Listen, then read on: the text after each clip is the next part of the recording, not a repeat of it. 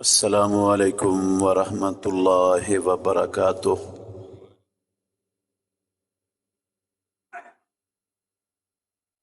ان الحمد للہ نحمده ونستعینه ونستغفره ونعوذ باللہ من شرور انفسنا ومن سیئات اعمالنا، من يهده الله فلا مضل له ومن يضلل فلا هادي له، وأشهد أن لا إله إلا الله وحده لا شريك له، وأشهد أن محمدا عبده ورسوله۔ يا أيها الذين آمنوا اتقوا الله حق تقاته ولا تموتن إلا وأنتم مسلمون۔ يا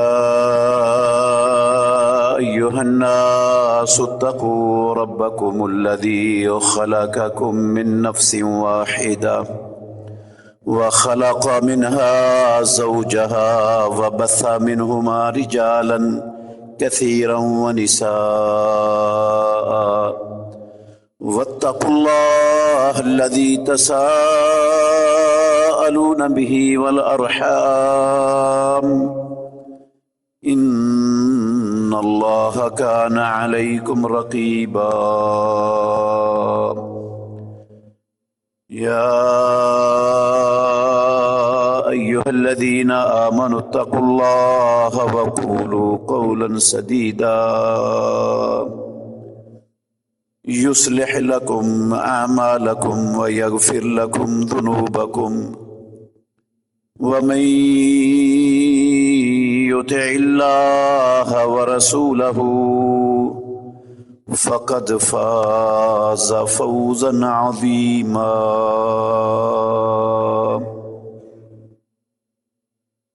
أما بعد فإن خير الحديث كتاب الله، وخير الهدي هدي محمد صلى الله عليه وسلم، وشر الأمور محدثاتها وكل محدثة بدعة وكل بدعة ضلالة وكل ضلالة في النار۔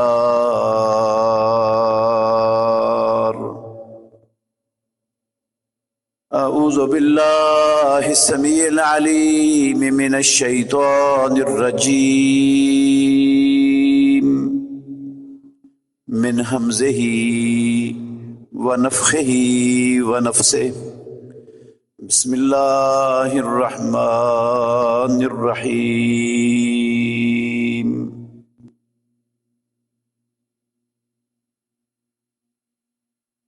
عن انس بن مالك رضي الله تعالى عنه قال قال رسول الله صلى الله عليه وسلم الدعاء هو العبادة۔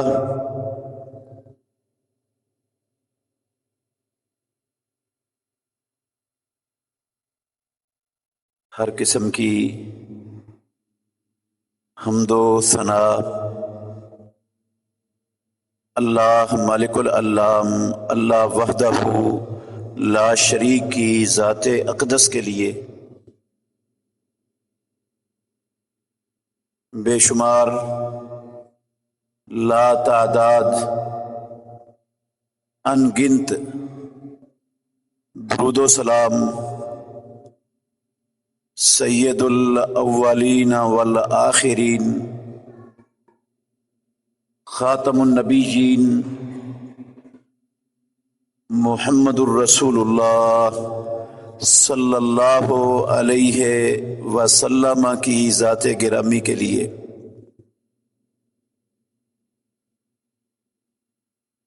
عزیز بھائیوں، قابل احترام بزرگوں، پچھلے 2 خطبہ جمعہ میں ہم نے دعا کی اہمیت، دعا کی فضیلت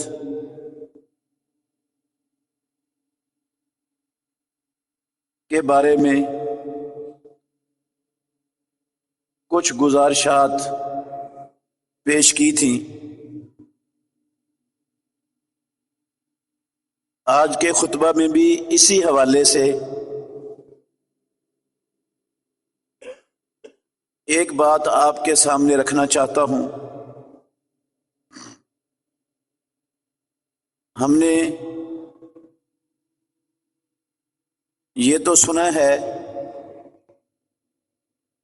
کہ دعا کو خود مالک الملک رب العالمین نے قرآن مجید میں عبادت کہا ہے، اور رسول مکرم صلی اللہ علیہ وآلہ وسلم نے بھی اپنی وحی والی زبان کے ساتھ دعا کو عبادت قرار دیا ہے۔ دعا صرف عبادت نہیں ہے میرے بھائیوں، دعا ایک مسلمان کا دوسرے مسلمان کے لیے نہایت قیمتی، اعلیٰ، عمدہ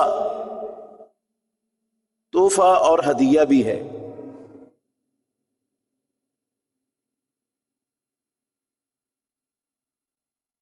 رسول مکرم صلی اللہ علیہ وآلہ وسلم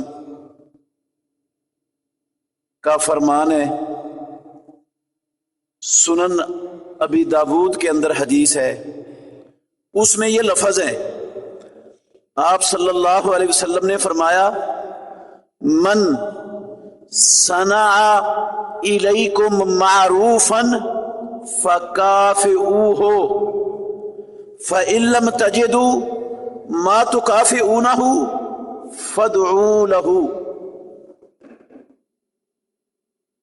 جو تمہارے ساتھ نیکی کرے، تمہارے لیے بھلائی کا بندوبست کرے، تمہیں دنیا کی زندگی میں اچھائی، منافع اور فوائد پہنچائے، من صنع الیکم معروفا فکافئوہ، تو تم اس کی اچھائی کا، بھلائی کا، نیکی کا پورا پورا بدلہ اس کو دیا کرو۔ فَإِن لَّمْ تَجِدُوا مَا تُكَافِئُونَهُ، اگر تم استطاعت نہ رکھو جس کے ساتھ تم اس کی نیکی، احسان کا پورا پورا بدلہ دو، تو فَادْعُوا لَهُ، کم از کم اس کے لیے دعا ہی کر دیا کرو۔ یہ حکم دیا ہے محمد الرسول اللہ صلی اللہ علیہ وسلم نے کہ جو بندہ تمہارے ساتھ تمہارے زندگی کے کسی موڑ پر، قدم پر کام آتا ہے، اس کے لیے تم اس کے کام آؤ، اگر آپ اس کے کام نہیں آ سکتے تو کم از کم اس کے لیے دعا کر دیا کرو اللہ رب العالمین سے۔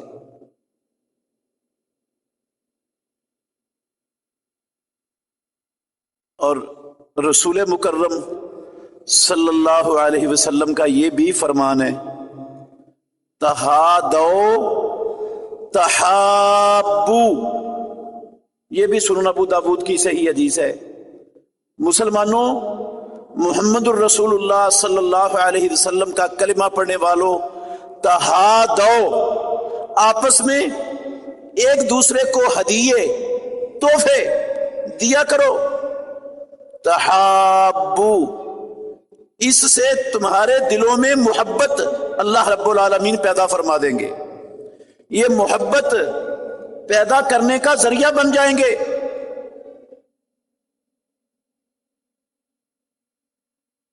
تو یہ ہدیہ دینا، ہدیہ قبول کرنا کسی دوسرے مسلمان کا، یہ مسلمانوں کے اندر سے دشمنی، بغض، عداوت، نفرت، حسد، کینہ، بغض، ان ساری بیماریوں کا زبردست علاج ہے۔ رشتہ داروں میں، خاندانوں میں، سگے بھائیوں میں، بہن بھائیوں میں جو بعد، جو دوریاں، جو قطع تعلقیاں، جو ناراضگیاں ہوتی ہیں نا، ان کا زبردست علاج ہے کہ وہ ایک دوسرے کو گھر میں دعوت پر بلایا کریں، وہ ان کو بلائیں، وہ ان کو بلائیں، وہ ان کو تحفہ دیں، وہ ان کو تحفہ دیں۔ حکم دیا ہے امام الانبیاء محمد الرسول اللہ صلی اللہ علیہ وسلم نے، تہادو، ہدیہ دیا کرو ایک دوسرے کو، تحفہ دیا کرو۔ اس سے تمہارے دلوں کی یہ بیماریاں، شیطانی بیماریاں اللہ رب العالمین ختم فرما دیں گے، دور کر دیں گے، تمہارے دل صاف ہو جائیں گے، دلوں کے اندر الفت، محبت، رب دلوں کو جوڑنے والا ہے، وہ جوڑ دے گا۔ تو دعا دنیا کے جتنے بھی ہدیے ہیں نا، ہدیے، تحفے، ان میں سے سب سے قیمتی ترین تحفہ ہے۔ خود محمد الرسول اللہ صلی اللہ علیہ وآلہ وسلم اپنے جانثاروں کو، اپنے ساتھیوں کو، صحابہ رضوان اللہ علیہم اجمعین کو، ان کی دین کی، اسلام کی خدمات پر تحفے دی۔ آپ ان کو یہی دعا کا تحفہ دیا کرتے تھے۔ دعا کا تحفہ خود محمد الرسول اللہ صلی اللہ علیہ وسلم دیتے تھے۔ سیدنا عثمان بن عفان مسلمانوں کے تیسرے خلیفہ راشد رضی اللہ تعالی عنہ، جب ہرقل نے، روم کے بادشاہ نے، روم کے اندر، دمشق کے اندر اعلان کر دیا، اپنی فوجوں کو تیاری کرنے کا حکم دیا کہ مدینہ طیبہ میں محمد الرسول اللہ صلی اللہ علیہ وسلم اور اس کے ساتھی، مسلمانوں کی چھوٹی سی ریاست، وہ ساری دنیا پر غالب آنا چاہتی ہے، ہم دنیا کی سپر پاور ہیں، تیاری کرو، ہم نے اس چھوٹی سی ریاست کو صفحہ ہستی سے مٹانا ہے، اور میرے حکم کا انتظار کرو، تیاری کرو اور حکم کا انتظار کرو، جو ہی میرا حکم آئے گا مدینے پر چڑھائی کرنے کے لیے نکل پڑنا ہے۔ مدینہ طیبہ میں محمد الرسول اللہ صلی اللہ علیہ وسلم کو یہ خبریں پہنچ گئیں کہ ہرقل نے اپنی فوجوں کو مدینے کے اوپر حملہ آور ہونے کے لیے تیاری کا حکم دے دیا ہے، وہ تیاری کر رہے ہیں مدینے پر چڑھائی کرنے کے لیے۔ آپ صلی اللہ علیہ وسلم نے بھی صحابہ رضوان اللہ علیہ مجمعین کو جہاد فی سبیل اللہ کی تیاری کے لیے حکم دے دیا، تم بھی تیار ہو جاؤ، پہلے اس کے کہ ہرقل کی فوجیں وہ دمشق سے چلیں اور مدینے میں آ کر مدینہ پر حملہ آور ہوں، ہم دمشق میں جا کر وہاں ان پر حملہ آور ہوں گے۔ جن دنوں میں محمد الرسول اللہ صلی اللہ علیہ وسلم نے یہ اعلان کیا، 9 ہجری تھی، 9 ہجری تھی، سخت ترین گرمی کا موسم تھا، سخت گرمی، اور بڑی دیر سے مدینے میں بارشیں بھی نہیں ہو رہی تھی، جو تھوڑی بہت مسلمانوں کی فصلیں وہ پکی ہوئی تیار تھی، کاٹنے کے قابل تھی، جو کھجوریں تھیں ان کی وہ بھی پکنے کے لیے بالکل تیار تھی، اور یہ سفر صحرا کا، ریگستان کا، پہاڑوں کا بڑا لمبا سفر تھا۔ مدینے سے دمشق تک بڑا لمبا سفر تھا، معمولی سفر نہیں تھا، اور پیارے پیغمبر نے تیاری کا حکم دیا، اور تیاری بھی کن کے خلاف کرنے کا حکم دیا؟ جو دنیا کی ایک طاقتور سپر پاور مانی جاتی ہے۔ صحابہ تیار ہو گئے، لیکن ان کے پاس اتنا لمبا سفر کرنے کے لیے ان حالات میں وسائل ہی نہیں تھے، نہ سواریاں تھیں، نہ کھانے پینے کے لیے رستے کا راشن تھا، نہ زیادہ راہ کی کوئی اور شے تھی، کچھ بھی نہیں تھا۔ رسول مکرم صلی اللہ علیہ وسلم نے صحابہ رضوان اللہ علیہم اجمعین کو اس لشکر کی تیاری کے لیے چندہ دینے کا حکم دیا کہ چندہ دو بھائی، جس جس کو اللہ نے دیا وہ اللہ کا دیا ہوا مال اللہ کے دین کے لیے پیش کرے۔ سارے صحابہ اپنی اپنی حیثیت، اپنی اپنی پسلی طاقت استطاعت کے مطابق جمع کروا رہے ہیں، دے رہے ہیں۔ یہی موقع تھا، اللہ اکبر، جس موقع پر فاروق اعظم عمر ابن الخطاب رضی اللہ تعالی عنہ، ان کو اللہ نے خوشحال بنایا ہوا تھا۔ اس موقع پر چندے کا اعلان سن کر خوش ہو گئے، کہنے لگے آج میں ابو بکر رضی اللہ عنہ سے بڑھ جاؤں گا، زیادہ دوں گا، ہمیشہ ابو بکر مجھ سے آگے رہے، آج میں ابو بکر سے آگے بڑھوں گا۔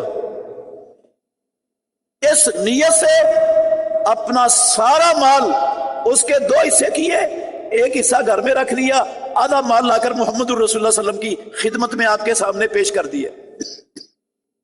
اور یہ صحابی جو سارا دن محنت مزدوری کر کے مشقت سے کما کر آدھا سا جس کو ملا اس نے وہ بھی لا کے نبی صلی اللہ علیہ وسلم کی جھولی میں ڈال دیا، تو اس کو دیکھ کر منافقین کہنے لگے لو اللہ بھوکا تھا اس کے آدھے سا کا، رب کو کیا ضرورت تھی اس کے آدھے سا کی، آدھا سا لے کے آگے۔ کسی کو نہیں چھوڑا منافقین نے، تان کرنے، تہمتیں لگانے، الزام لگانے، بکواس کرنے کے حوالے سے کسی کو معاف نہیں کیا۔ اس چندے میں سب سے زیادہ سیدنا عثمان بن عفان رضی اللہ تعالی عنہ سب سے آگے بڑھ گئے، سب سے آگے بڑھ گئے۔ انہوں نے 100 اونٹ راشن سمیت، پلانوں سمیت، ان کی رسیوں لگاموں سمیت، کسی چیز کی کمی نہیں تھی، 100 اونٹ اللہ کی راہ میں وقف کر دیے۔ لیکن لشکر بڑا تھا، سفر لمبا تھا، ساز و سامان کی ضرورت زیادہ تھی، یہ تو کام نہیں آتا تھا اتنا جتنا جمع ہوا۔ 100 اونٹ اور دے دیا، سامان کا لدا ہوا۔ پھر پیارے پیغمبر نے اعلان کیا اور دے دیا 100 اونٹ۔ امام زہری ابن شہاب زہری تابعی ہے، ان کا بیان ہے کہ عثمان بن عفان رضی اللہ عنہ نے اس موقع پر 940 اونٹ سامان کے لدے ہوئے اللہ رب العالمین کی راہ میں وقف کر دیے۔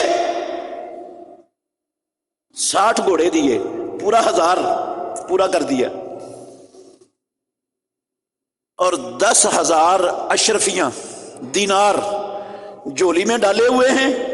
محمد الرسول اللہ صلی اللہ علیہ وسلم مسجد نبوی میں تشریف فرما ہے، وہ جولی لا کر اللہ کے نبی کی جولی میں انڈیل دی۔ آپ صلی اللہ علیہ وسلم اپنے ہاتھوں سے کبھی یہ ساتھ میں ڈال رہے ہیں، کبھی یہ ساتھ میں ڈال رہے ہیں، اور ساتھ کیا کہہ رہے ہیں؟ ما ذرہ عثمانو ما عمل بعد الیوم، عثمان کو کوئی نقصان نہیں، آج کے بعد مرتے دم تک جو بھی عمل کرے اس کو کوئی نقصان نہیں ہوگا، اللہ رب العالمین نے اس کے لیے جنت واجب کر دی۔ اور پھر پیارے پیغمبر نے اپنے دونوں مبارک ہاتھ اٹھا دیے عثمان کے لیے، یہ تحفہ دے رہے ہیں رسول اللہ صلی اللہ علیہ وسلم۔ اس کی اس دینی اسلامی خدمت کے نتیجے میں امام الانبیاء نے ہاتھ اٹھائے اور کہا یا اللہ میں عثمان سے راضی، یا اللہ تو بھی عثمان سے راضی ہو جا. 3 مرتبہ یہ دعا مانگی محمد الرسول اللہ صلی اللہ علیہ وسلم نے عثمان بن عفان رضی اللہ عنہ کے لیے. یا اللہ میں راضی تو بھی راضی ہو جا. اور صحابہ کو بھی کہا تم بھی عثمان کے لیے دعا کرو. اس نے یہ تنگ دستی والے لشکر کی ساری ضرورتیں اللہ کے حکم سے پوری کر دی. آپ جا رہے ہیں صحابہ کو لے کر, تبوک کے مقام پر پہنچے. یہ ابھی دمشق سے کافی پہلے ہے, کوئی 750 کلومیٹر کا سفر ہو چکا تھا مدینے سے. وہاں خبریں آنا شروع ہو گئیں کہ دمشق میں ہرقل نے, اس کے دل میں اللہ نے روب ڈال دیا مسلمانوں کا. اس نے کہا بھئی ہم نے نہیں لڑنے کے لیے جانا مدینے میں. مروب ہو گئے, نکلے ہی نہیں. اور محمد الرسول اللہ صلی اللہ علیہ وسلم پھر تبوک سے واپس آ گئے. اور تبوک کے علاقے میں جتنی قومیں, جتنے لوگ, جتنے قبیلے آباد تھے, سب کو محمد الرسول اللہ صلی اللہ علیہ وسلم نے اپنے تابع کر لیا. تو بیان کرنے کا میں نے اس لیے یہ کیا ہے کہ محمد الرسول اللہ صلی اللہ علیہ وسلم کسی کو تحفہ دیتے تھے تو کیا تحفہ دیتے تھے؟ دعا کا. یہ دعا کی حضرت عثمان بن عفان رضی اللہ عنہ کے لیے, یا اللہ میں اس سے راضی, یا اللہ تو بھی اس سے راضی ہو جا.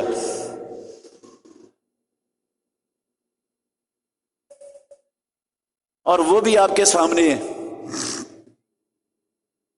نکلے رسول اللہ صلی اللہ علیہ وسلم مدینہ طیبہ سے. روکنا تھا ابو سفیان کے قافلے کو جو شام سے تجارت کا مال لے کے آ رہا تھا اور مکے جا رہا تھا. 40 لوگ اس کے ساتھ تھے. ان کو روکنے کے لیے محمد الرسول اللہ صلی اللہ علیہ وسلم نے مدینے میں صحابہ کو حکم دیا چلو بھئی اس کو روکنا ہے. انہوں نے مکہ کی سرزمین پر مسلمانوں پر ظلم و ستم کا بازار گرم کر رکھا ہے, مسلمانوں کا جینا حرام کر رکھا ہے. وہ مظلوم نہ ہجرت کر سکتے ہیں, نہ ان کے ظلم سے بچنے کی ان کے پاس کوئی طاقت ہے. چلو ان کی قوت کو توڑنا ہے, ان کی بدماشی کو روکنا ہے. چلو صحابہ سارے چل پڑے. مشرکین مکہ کو خبر ہو گئی کہ محمد الرسول اللہ صلی اللہ علیہ وسلم ہمارے تجارتی قافلے کو لے کر اپنے صحابہ کو لے کر نکل پڑے ہیں مدینے سے. انہوں نے تو پورے مکے میں شور مچا دیا, اعلان کر دیا. مکے کے سارے لوگوں کو لے کر تیار ہو کر, جنگجوؤں کو لے کر, ساز و سامان لے کر, سواریاں لے کر نکل کھڑے ہوئے. جرت کیسی ہوئی محمد صلی اللہ علیہ وسلم کو ہمارے تجارتی قافلے کو روک کر ہماری کمر توڑنے کی سوچنے کی جرت کیا ہوئی؟ سبق سکھانے کے لیے آئے. اللہ اکبر. وہ قافلہ تو بچ کر نکل گیا, ابو سفیان کا قافلہ بچ کر نکل گیا.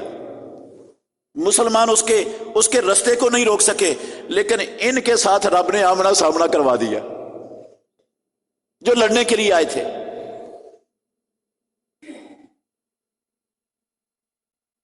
مشورہ کیا اس موقع پر محمد الرسول اللہ صلی اللہ علیہ وسلم نے صحابہ سے, ساتھیوں سے مشورہ کیا کہ ہم تو لڑائی کی تیاری کرنے کے لیے تیاری کر کے نہیں آئے تھے, لڑنے کا ارادہ ہی نہیں تھا. اتنی قوم سے ہم نے تو قافلہ روکنا تھا, اب کیا کریں؟ کچھ صحابہ رضوان اللہ علیہم اجمعین انہوں نے کہا اللہ کے نبی مشورہ یہ دیا کہ ہمیں نہیں لڑنا چاہیے, ہم لڑائی کی تیاری سے, لڑائی کی سوچ سے آئے نہیں, جنگ کرنے کی سوچ سے, تو کوئی ایسا رستہ نکالنا چاہیے کہ جنگ نہ ہو. سورہ الانفال کے شروع میں اللہ رب العالمین نے اس کا بڑی تفصیل سے تذکرہ کیا ہے.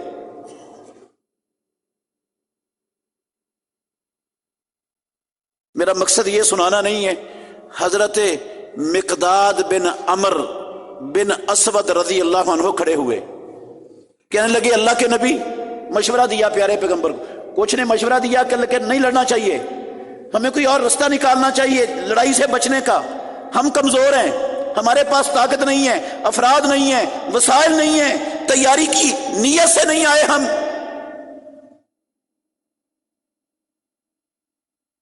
اللہ اکبر. مقداد بن عمر بن اسود رضی اللہ عنہ اٹھے، کہنے لگے اللہ کے نبی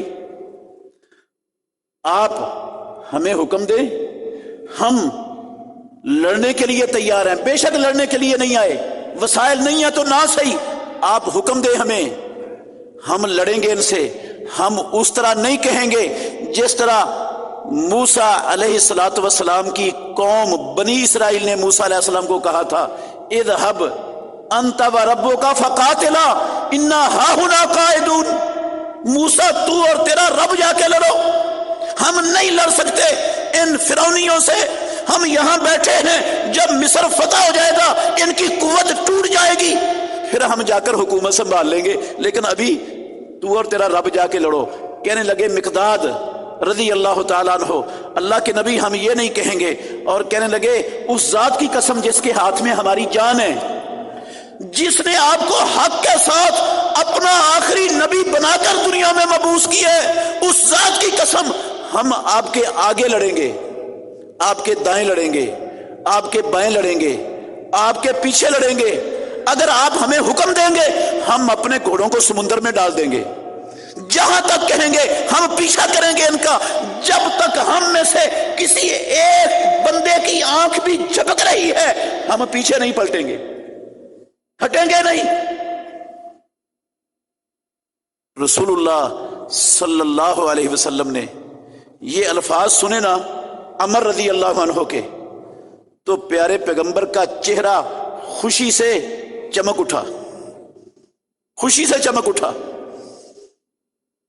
ابو بکر صدیق رضی اللہ عنہ نے بھی ایسی بات کی تھی پہلے، فاروق اعظم رضی اللہ عنہ بھی موجود تھے، انہوں نے بھی اچھی بات کی تھی، لیکن مقداد رضی اللہ عنہ کی بات پر اللہ کے نبی بڑے خوش ہوئے. آپ نے پھر کہا بھئی اشیروا الیہ ایھا الناس، مجھے مشورہ دو. حضرت سعد بن معاذ رضی اللہ تعالیٰ عنہ انصار کے ایک قبیلے کے بڑے سردار تھے، اور مسلمانوں میں سب سے زیادہ افراد وہ انصار کے تھے، مہاجرین تو تھے ہی تھوڑے. ان 313 میں مہاجرین 100 سے بھی کم تھے، باقی افراد تھے انصار کے. تو انصار کا کوئی بندہ نہیں بولا کہ ہم لڑیں گے، اس لیے رسول اللہ صلی اللہ علیہ وسلم نے کہا کہ اشیرو، مجھے مشورہ دو کیا کریں. تو پھر سعد بن معاذ رضی اللہ عنہ اٹھے، کہنے لگے اللہ کے نبی شاید آپ ہمیں انصاریوں کو ان کے بارے میں پوچھنا چاہتے ہیں، ہمیں مراد لے رہے ہیں یہ لفظ کہہ کر اشیروا الیہ ایھا الناس. آپ نے فرمایا ہاں. سعد رضی اللہ عنہ نے تقریر کی کھڑے ہو کر زبردست، کہنے لگے اللہ کے نبی لڑیں گے، آپ حکم دیں، ہٹیں گے نہیں پیچھے. برق الغماد تک جانا پڑا وہاں بھی جائیں گے. رسول اللہ صلی اللہ علیہ وسلم نے کہا اللہ نے مجھے، خوش ہو گئے آپ، اللہ نے مجھے 2 جماعتوں میں سے ایک کے فتح ہونے کا وعدہ رب نے دے دیا ہے. وَإِذْ يَعِدُكُمُ اللَّهُ إِحْدَى الطَّائِفَتَيْنِ أَنَّهَا لَكُمْ، اللہ نے وعدہ دے دیا. تو اس موقع پر مقداد رضی اللہ عنہ کی گفتگو، ان کا مشورہ سن کر امام الانبیاء نے قَالَ لَهُ بِالْخَيْرِ وَدَعَا، حدیث کے لفظ ہیں، پیارے پیغمبر نے ان کی بڑی تعریف کی اور ان کے لیے دعا کی، دعا کا تحفہ دیا محمد الرسول اللہ صلی اللہ علیہ وسلم نے مقداد بن عمر بن اسود رضی اللہ عنہ کو.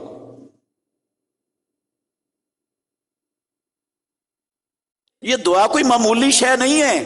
امام الانبیاء اس کو انسانوں کے لیے زندگی میں دنیا میں قیمتی ترین ہدیہ اور تحفہ سمجھتے تھے، اور صحابہ کو دعا کا تحفہ دیا کرتے تھے رسول اللہ صلی اللہ علیہ وسلم.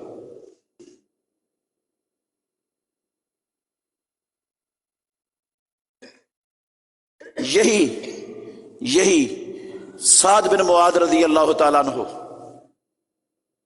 شہید ہو گئے. اللہ کے نبی کو صدمہ ہوا، پیارے پیغمبر نے ان کو ان کی شہادت پر اپنے صدمے کا اظہار کیسے کیا؟ دعا کی ان کے لیے۔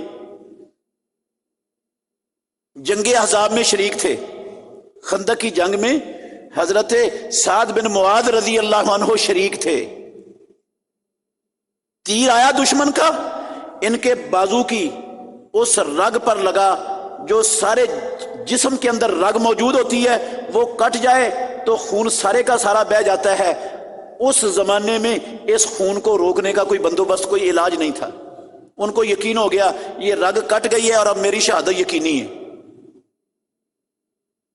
چونکہ جنگ احزاب کے موقع پر بنو قریظہ کے یہودیوں نے مدینے میں رسول اللہ صلی اللہ علیہ وسلم سے کیے ہوئے معاہدے کی خلاف ورزی کی تھی، معاہدہ توڑا تھا۔ مسلمانوں کا ساتھ دینے کی بجائے مسلمانوں کے بچوں عورتوں کو پریشان کیا، مسلمانوں کی کمر میں پیچھے سے خنجر گھونپنے کے لیے تیار ہو گئے۔ مسلمان اندر سے بھی باہر سے بھی دشمنوں کے درمیان میں پھنس گئے۔ 10,000 کا لشکر باہر، اندر یہودی اسلحہ لے کر تیار ہو گئے مسلمانوں کا خاتمہ کرنے کے لیے۔ اللہ کے گھر میں کھڑا ہوں، مسلمانوں کی تعداد صرف 900۔ 3,000 والی روایت صحیح نہیں ہے، 3,000 والی روایت صحیح نہیں ہے، 900 تعداد، 900 کے قریب مسلمان، 10,000 کا لشکر ادھر، اندر یہودی، بیچ میں منافقین، مسلمانوں کی صفوں میں 900 کے اندر بھی منافقین۔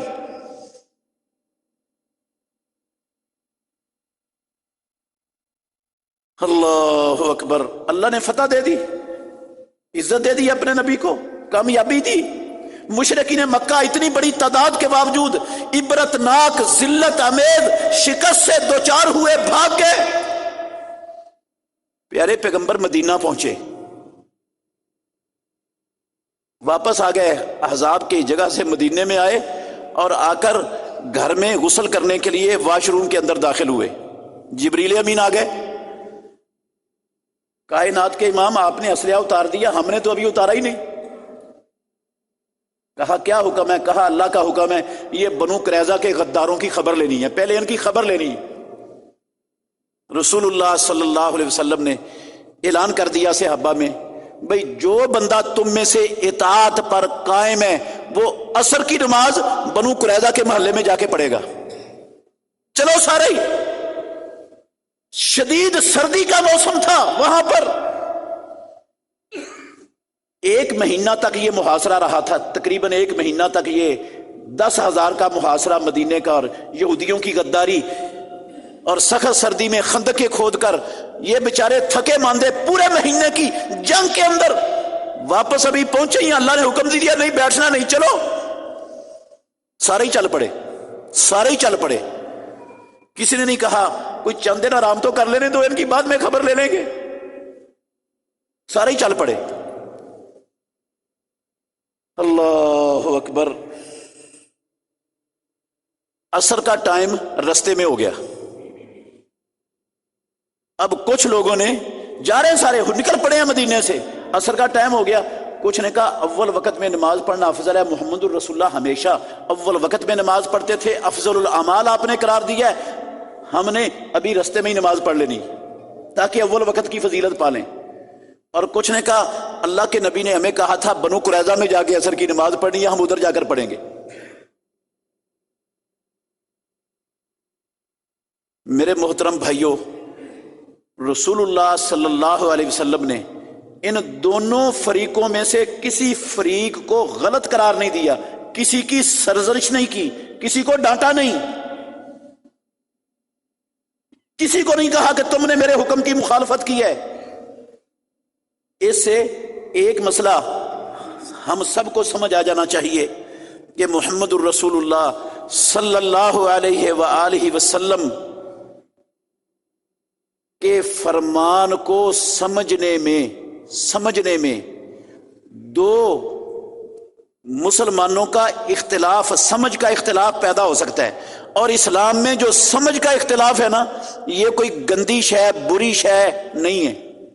ایک کو ایک بات سمجھ آئی، دوسرے کو دوسری چیز سمجھ آئی، دونوں اپنی اپنی سمجھ پر قائم ہے، اس کو اسلام نے برا نہیں کہا۔ یہ کوئی بری چیز نہیں ہے. بری چیز کیا ہے؟ اپنی سمجھ کو بنیاد بنا کے ایک فرقہ کھڑا کر دینا، دوسرے کے خلاف جو ہے نا فتوے دینے کے لیے اعلان جنگ کر دینا دوسرے کے خلاف، انتشار افتراق کا سبب بنا لینا، اس سمجھ کے فہم کے اختلاف کو فرقہ واریت کا بنیاد بنا لینا، یہ نہیں ہے اسلام کے اندر، یہ شیطانی عمل ہے. صحابہ کا اختلاف ہوا، انہوں نے ایک دوسرے پر کوئی فتویٰ نہیں لگایا، ایک دوسرے کے خلاف محاذ کھڑا نہیں کیا، ایک دوسرے کے خلاف مناظروں کے لیے تیار نہیں ہوئے. سمجھ کا اختلاف تھا، برداشت ہے اسلام میں، لیکن سمجھ کے اختلاف کو بنیاد بنا کر فرقے بنانا، پارٹیاں بنانا، گروہ بنانا، ایک دوسرے کی ٹانگیں کھینچنا، ایک دوسرے پر کیچڑ اچھالنا، یہ شیطانی عمل ہے. اسلام کے اندر یہ برداشت اور اسلام کو گوارا نہیں.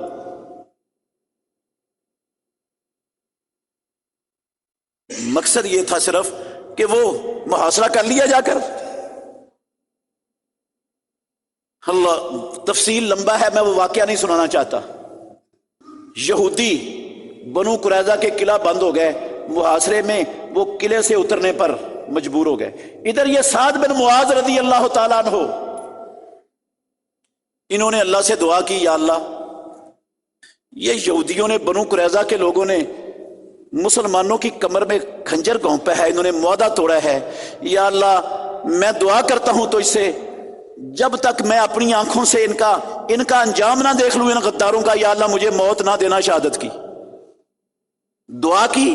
سعد بن معاذ رضی اللہ عنہ نے، اللہ نے وہ بہتی ہوئی رگ کو، خون کی رگ کو بند کر دیا، وہ خون بہنا بند ہو گیا. رسول اللہ صلی اللہ علیہ وسلم نے زخمی تھے، ان کا خیمہ مسجد نبوی میں لگوا دیا تاکہ آپ مسجد نبوی میں آپ نے 5 ٹائم آنا تھا، ہر وقت سعد بن معاذ رضی اللہ عنہ کی عیادت کر سکے، ان کی حالت کو دیکھ سکے.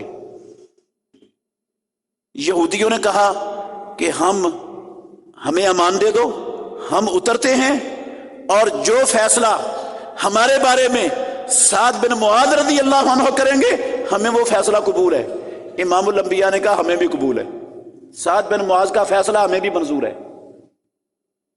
سعد بن معاذ تھے نہیں، یہودیوں نے، بنو قریظہ کے لوگوں نے اس لیے کہا کہ یہ بنو قریظہ کا جو قبیلہ تھا نا مدینے میں، ان کے قبیلے کا اور حضرت سعد جس قبیلے کے سردار تھے، ان کا جاہلیت میں اسلام سے پہلے اتحاد تھا.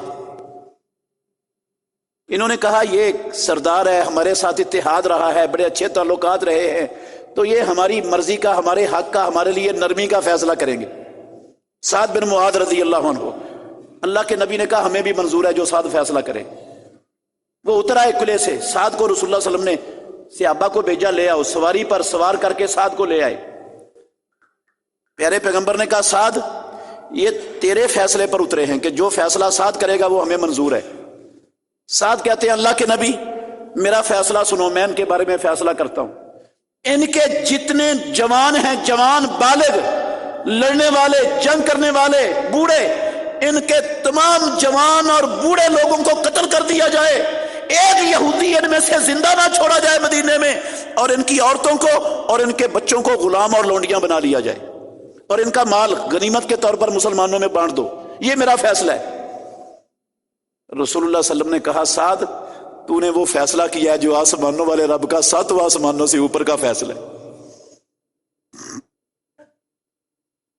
800 بنو قریظہ کے یہودیوں کی گردنیں ان کے تن سے جدا کر کے گڑھے میں ڈال کر ان کے اوپر مٹی ڈالی گئی مدینے میں محمد الرسول اللہ کی موجودگی میں.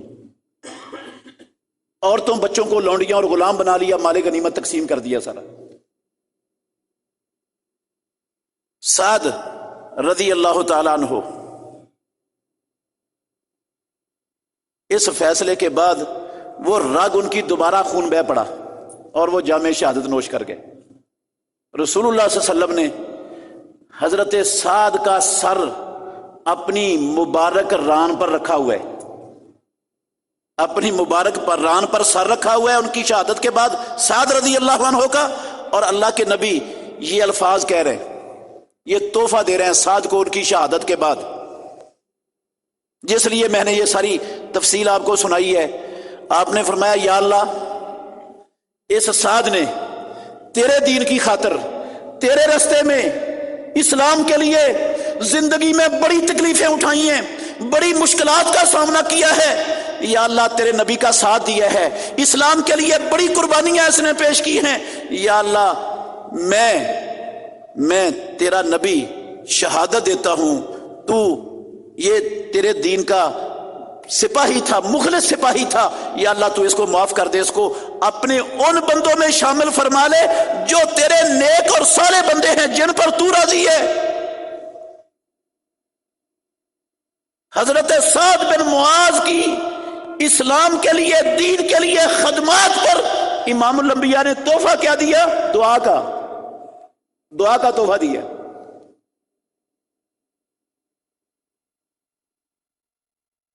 دعا کی ان کے لیے رسول اللہ صلی اللہ علیہ وسلم نے۔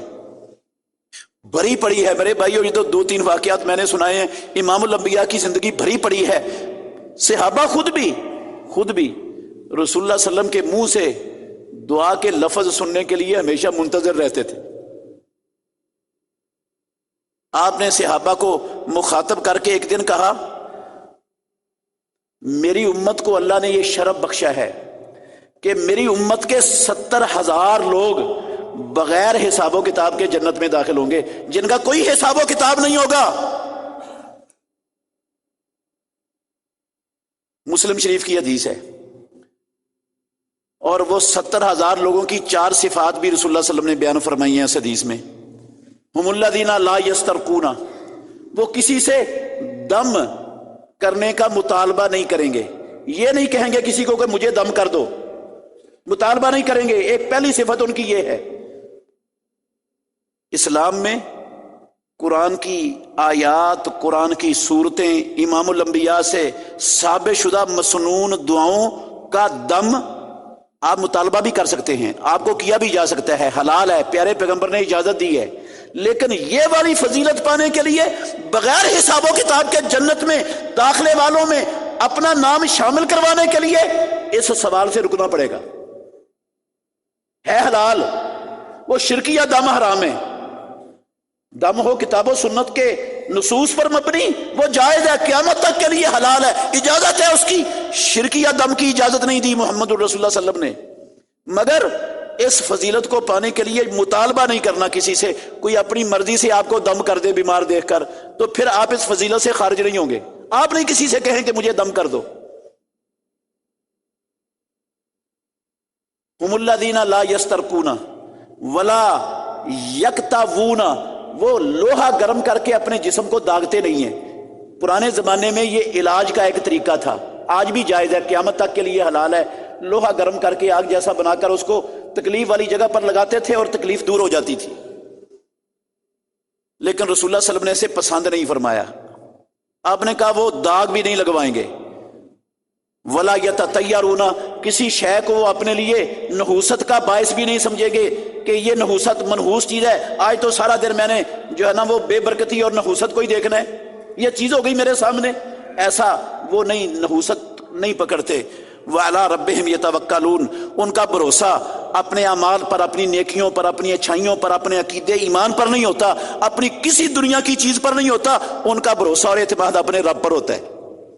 وہ کسی چیز کو کچھ نہیں سمجھتے اپنے رب کے سوا۔ یہ 4 صفات جن کے اندر پائی جائیں گی، 70,000 لوگ بغیر حساب و کتاب کے جنت میں چلے جائیں گے۔ راوی کہتے ہیں عکاشہ بن محسن رضی اللہ عنہ، یہ بھی صحابی تھے، اٹھ کر کھڑے ہو گئے، اللہ کے نبی، اللہ سے دعا کرو اللہ مجھے بھی ان میں شامل کر دے۔ رسول اللہ صلی اللہ علیہ وسلم نے دعا کر دی، کہا انت منہم، یا اللہ اس کو بھی ان میں شامل کر دے، یہ بھی ان میں سے۔ ایک اور صحابی جلدی سے اٹھے، کہنے لگے اللہ کے نبی میرے لیے بھی دعا کر دو۔ آپ نے فرمایا سبقک بہا عکاشہ اس چیز میں سبقت لے گیا تجھ سے۔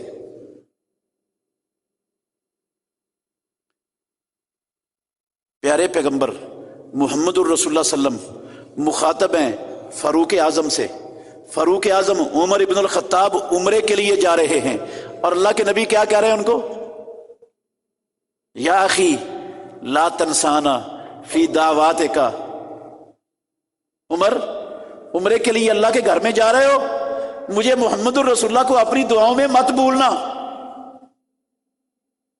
اللہ کے نبی فاروق اعظم کو یہ کہہ کر مجھے اور آپ کو قیامت تک آنے والے مسلمانوں کو یہ تعلیم دے رہے ہیں کہ ایک مسلمان کی دوسرے مسلمان کے لیے سب سے بہتر تحفہ، ہدیہ اگر کوئی ہو سکتا ہے تو وہ کیا ہے؟ دعا ہے۔ وہ دعا ہے۔ تو نے جو مجھے تحفہ دینا ہے بیت اللہ جا کر، وہ دعا کا تحفہ دینا ہے۔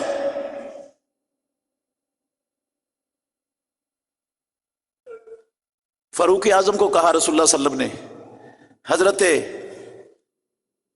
اویس کرنی رحمت اللہ علیہ تابعی ہیں جلیل القدر، تابعین میں سے سب سے زیادہ فضیلت والے تابعی ہیں اویس کرنی، زندہ تھے محمد الرسول اللہ کی موجودگی میں، آپ کی زندگی میں، لیکن آپ سے ملاقات نہیں ہو سکی۔ مسلمان بھی تھے، ملنا بھی چاہتے تھے، ماں تھی بیمار، اس کی خدمت کی وجہ سے رسول اللہ صلی اللہ علیہ وسلم کے پاس تشریف نہیں لا سکے۔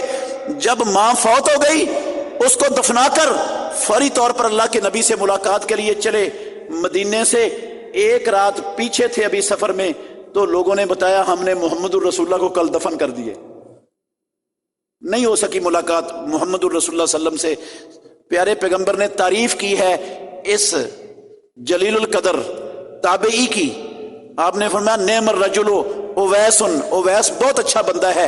عمر سے کہا آپ کی ملاقات ہو نا اویس سے، تو اویس سے کہنا کہ تو عمر کے لیے دعا کر، اسے دعا کی اپیل کرنا۔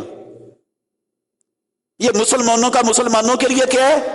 ہدیہ ہے، یہ تحفہ ہے، اور یہ سب سے قیمتی تحفہ ہے کہ ایک مسلمان دوسرے مسلمان کے لیے اس کی غیر موجودگی میں اللہ کے سامنے ہاتھ اٹھا کر اس کے لیے دعا کرے۔ اللہ کے نبی کی سنت ہے، پیارے پیغمبر کا زندگی بھر کا طریقہ ہے۔ کھانا کھاتے تھے نا اللہ کے نبی کسی کے گھر، دعوت کھاتے تھے، تو دعوت کھا کے ڈکار مار کے اٹھ کے نہیں آ جاتے تھے، دعا دیتے تھے، ان کو تحفہ دیتے تھے کھانے کے بدلے میں۔ کیا تحفہ دیتے تھے؟ اللہم اطعم من اطعمنا، یا اللہ جس نے ہمیں کھلایا تو اس کو کھلا، واسق من سقانا، یا اللہ جس نے ہمیں پلایا تو اس کو پلا، واغفر لہم وارحمہم، یا اللہ ان کے گناہ معاف کر دے، ان پر رحم فرما، وبارک لہم فیما رزقتہم، یا اللہ جو تو نے ان کو بخشا ہے اس میں برکت عطا فرما۔ یہ عظیم و شان تحفہ دے کر جاتے محمد الرسول اللہ صلی اللہ علیہ وسلم کو۔ اللہ افطر عندکم الصائمون واکل طعامکم الابرار وصلت علیکم الملائکہ، تمہارے پاس روزے دار اپنے روزے افطار کریں، ہاں تمہارا کھانا متقی نیک پرہیزگار لوگ تمہارے گھر میں آ کر تمہارے کھانے کھائیں، اور فرشتے تمہارے لیے اللہ سے رحمتوں کی دعائیں مانگتے رہیں۔ یہ تحفہ دیتے تھے محمد الرسول اللہ صلی اللہ علیہ وسلم، جس کے گھر میں بھی دعوت کھاتے تھے۔ تو میرے بھائیوں، دعا صرف عبادت نہیں، میں نے یہ مسئلہ سمجھایا ہے کہ دعا صرف عبادت نہیں ہے، یہ دعا مسلمان کا مسلمان کے لیے بہترین تحفہ ہے۔